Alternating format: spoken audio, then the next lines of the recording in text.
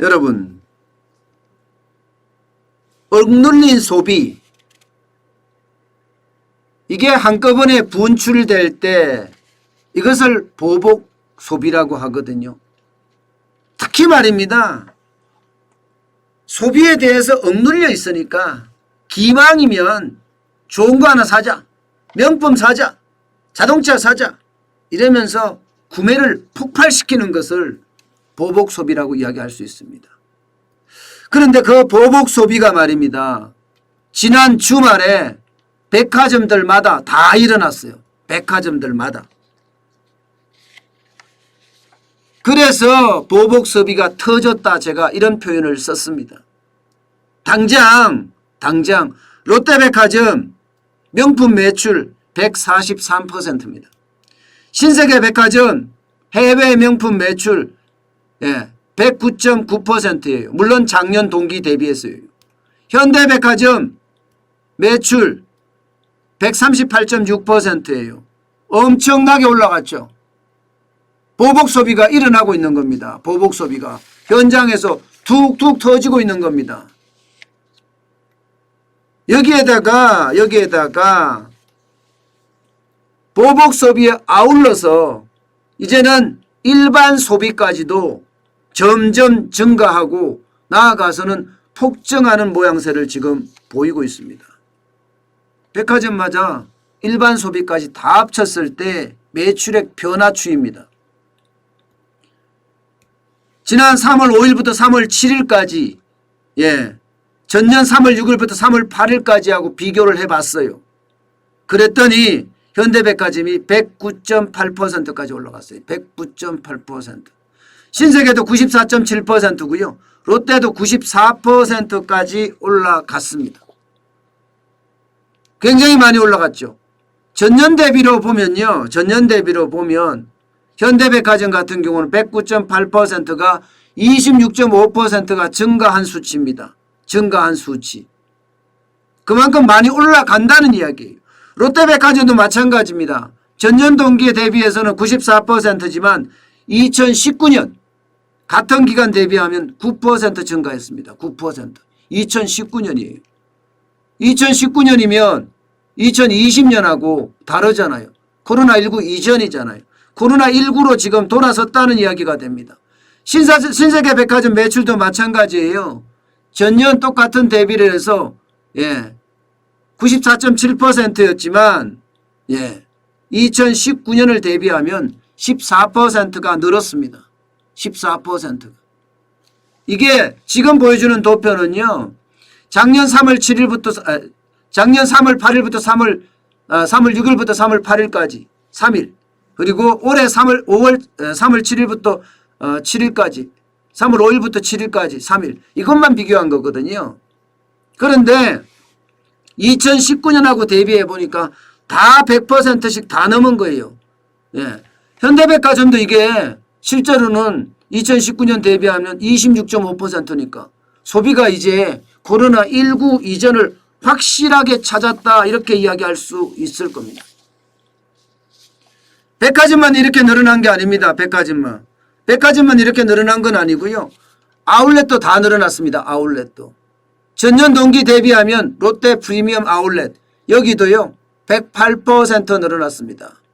파주점이나 이천점에 방문객이 주말 내내 몰렸습니다. 도로에 주차장이다 이렇게 이야기할 정도로 사람들이 많았어요. 사람들이 미어 터지고 넘치잖아요. 보복 소비가 그만큼 일어났다는 이야기입니다. 2019년 대비해보면 13% 늘었습니다. 현대 프리미엄 아울렛도 마찬가지입니다. 지난 3월에 첫 주말 대비 100.8%인데요. 2019년 대비하면 7% 늘어났습니다. 7%. 야, 이게 여러분, 이게 사람들이 이제 소비를 한다는 이야기잖아요. 코로나19의 백신이 나오고 나서 사람들의 생각이 다 달라졌다는 이야기입니다. 소비가 많이 일어난다는 이야기예요.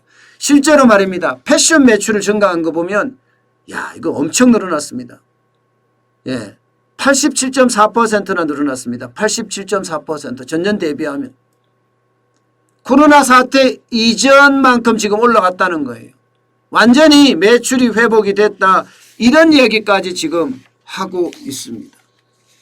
그만큼 보복 소비는 시장을 지금 흔들고 있습니다.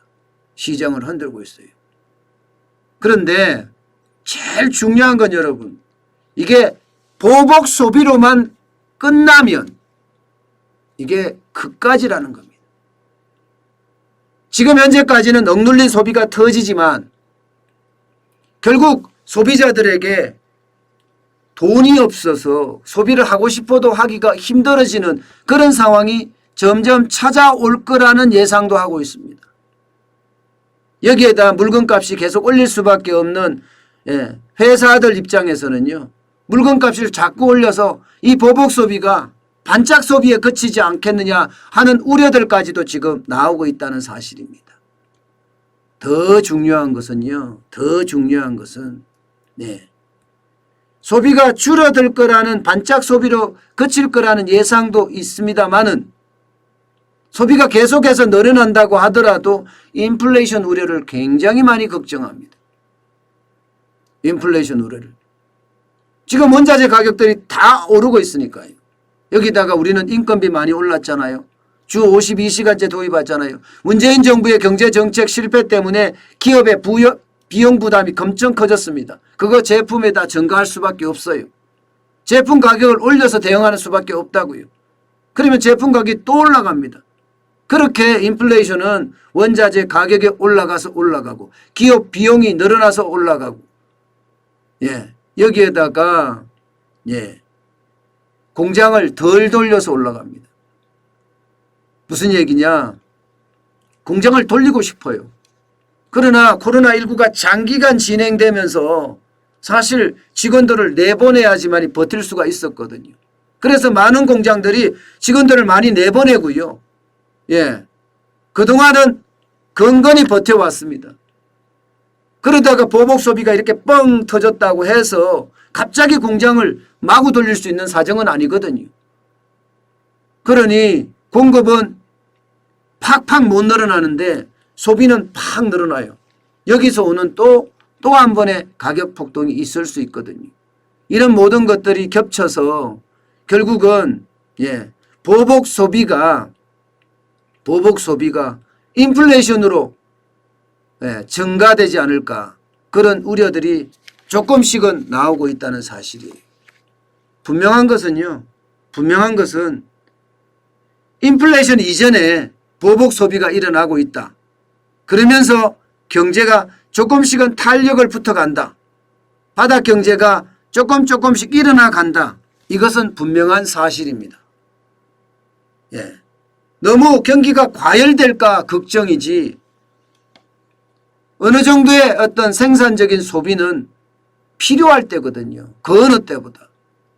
그런 소비가 일어나는 정도로 이해하는 게 좋을 것 같습니다. 복잡하게 소비가 폭등한다. 인플레이션 우려가 많다. 이런 것보다는 아직까지는